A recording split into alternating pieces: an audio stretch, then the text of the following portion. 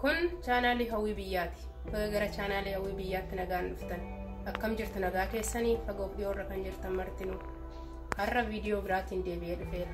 Har'a wanta hojjedhu daabboo sineemaniitiin yookiin qarafaatiin. Kana hojjechuuf wanti nu barbaachisu daakuu upaayaa 2, aannan upaayaa 1 walakkaa, dhadhaa maankaa 2 ani kanan gargaarama. Bakka kun hin jirretti dhiisuus hin dandeessu rakkinaan qabu. Qarafaa, irshoo, brown sugarii fi kun ashaboodha. Kanan gargaarama. Hanqaaquus itti dabaltanii gargaaramuu dandeessu. Hanqaaquu tokko waan hin jaallanneef daabboo keessatti hin tolu gatii ta'eef hin dhiise. Hanqaaquunis itti dabalamee hojjetamuu danda'a. Kanatti fufuudhaan gara bukeessuutti hin deema. Aannan kanatti naqadha. Qodaa kanatti xiqqoo labbi jedhaa ta'uu qaba. Irshoo maankaa tokkoon itti naqadha. Maankaa shaayiitti. Daakuu irratti naqadha. Dhadhaa kanas baffadheeni maankaa 2dha kun. As kanarraan agarsiisa. Maankaadhaan kaa'ee jira. Kanaafuu as kanatti kutee maankaa 2 gargaaramee jechuudha. Maankaa 2 as kanatti 1 2 qoqqoodee jira waan ta'eef. Irshoo kana keessatti naqadheera. Ashaboos daakuma kana keessatti naqadha. Maankaa shaayii maankaa shaayii tokko.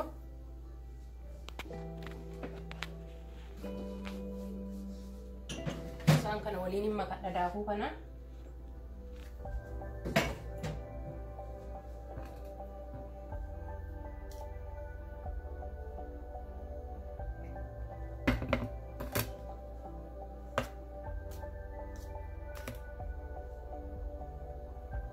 Booda nan bukeessa. Nan sukkuuma. Daakuu koon asitti naqadha. Walakkaa isaan irraas naqadha.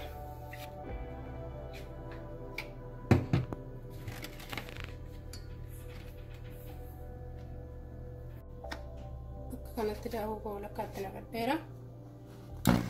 Nan bukeessas naqadheera.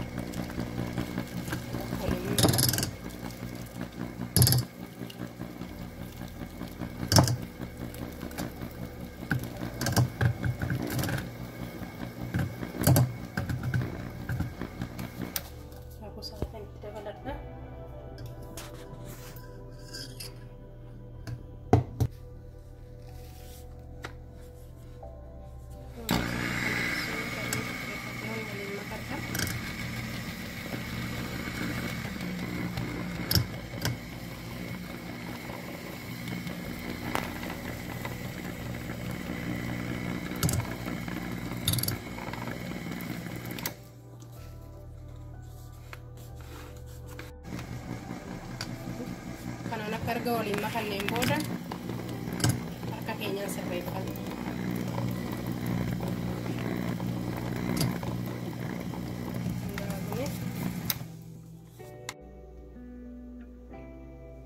Zayitii xiqqoon as keessatti naqadha. Bukoon sila qopheesse fideen as keessa buufadha.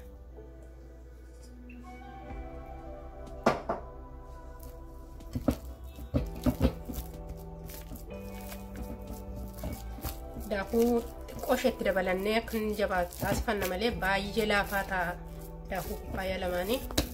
Achiin booda daakuu xiqqoo isheetti daddaballee sirreeffanna.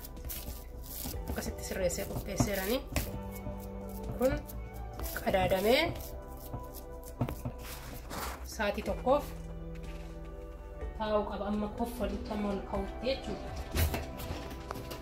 Qadaannee kaa'anna.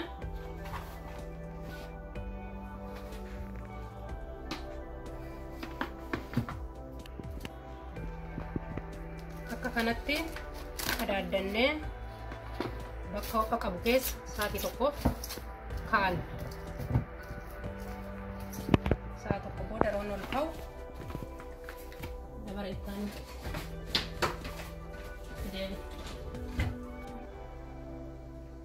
Kun sila bukaaya akka kanatti isaan tokko booda akkasitti ol ka'eera. Amma gadiin deebisa. Kanaan booda qodaa irratti diriirfadha. Erga gaddeeffadheen booda naga'a.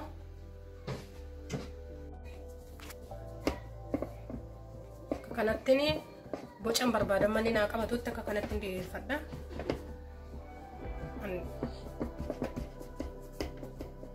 Rogarfee akka inni naa qabatuun barbaade. Roga fura kan naa ta'u. Kanuma waliin ol diriirfadha. Qixxeeffadheen mana danda'ametti.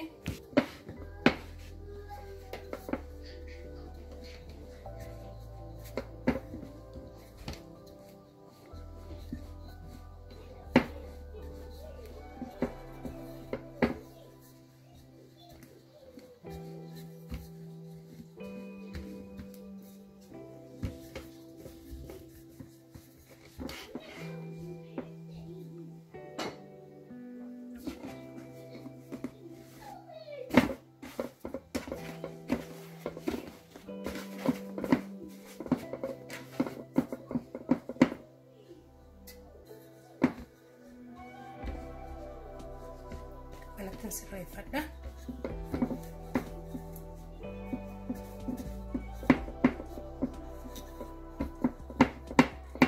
Yoo dandeenya affachuu qabna.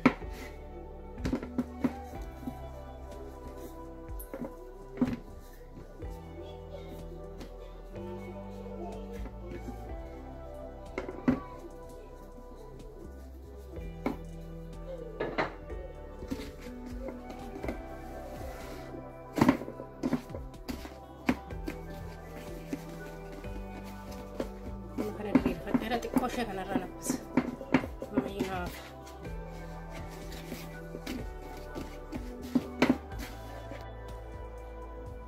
Akka kanatti diriirfadhee sirreeffadheera. Amma kanarra waan inni dibadhu waan irra firfirfadhu sukkaaraa fi qarafaa walitti makadha kan sila qopheeffadhe jechuudha.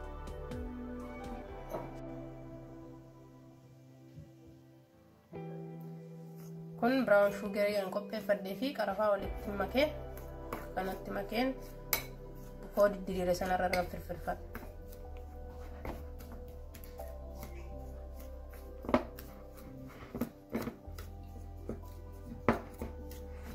Kan akkasitti qopheesseera. Amma kan nuufuu koo sanarra firfirsa. Kana ana harkuma kootiin irra firfirfadha. Sukkaarri isaa akka ittiin baay'anne xiqqeeffachuun isin danda'ama akka fedha keenyaatiin. Akka fedha abbaatiin namni baay'ee jaallatu yoo jiraate baay'inaan itti godhachuu danda'a. Badaas immoo sukkaara baay'ee gargaaramuun barbaachisummaan isaas amma kanatti miti waan ta'eef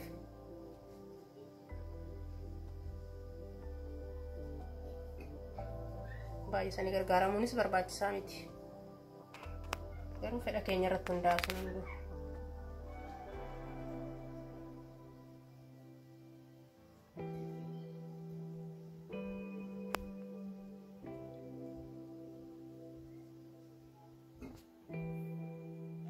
Akka kanatti ergan irra firfirfadheen booda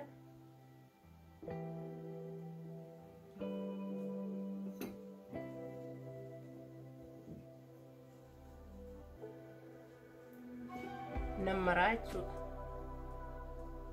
Sun ta'ee akka kanatti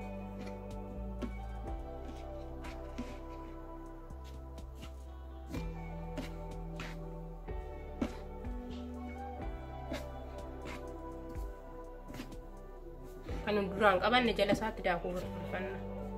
Yoo bukoon diriirsine kun jala qabata ta'eef dursa dursine jechuudha. Akka kanatti kana fakkaata.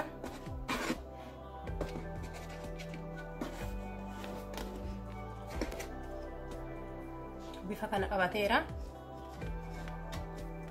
kanaan booda kana kukkunnaa jechuudha. Agar xixiqqeeffannee akka kanatti erga sirreeffanneen booda amma barbaannutti xixiqqeeffannee kirrii kanaan gargar mummuran erga akkasittiin sirreeffanneen booda jechuudha. Bifa kana qaba.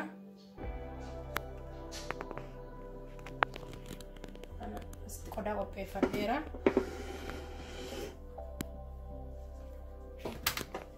Qodaan keessatti hojjetadhu qopheeffadheera waan ta'eef as keessan kaa'adha akkasitti. Asitti aansee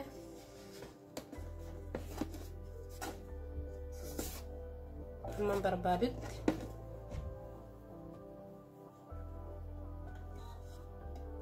asitti akka kanatti muramnasi.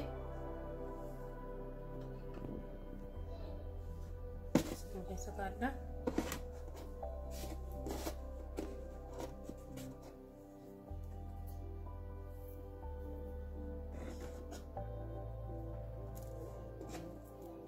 Akka kanatti hunda isaa mureen akkasittiin qopheessa. Akka kanatti muree qopheesseera. Kana walakkaa isaatiif qadaannee lafa ho'a qabu keessa kaa'anna.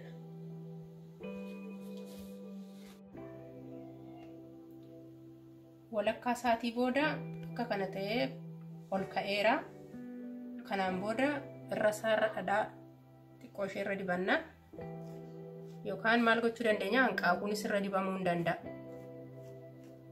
Kan akka kanatti dhadhaan irra dibadha.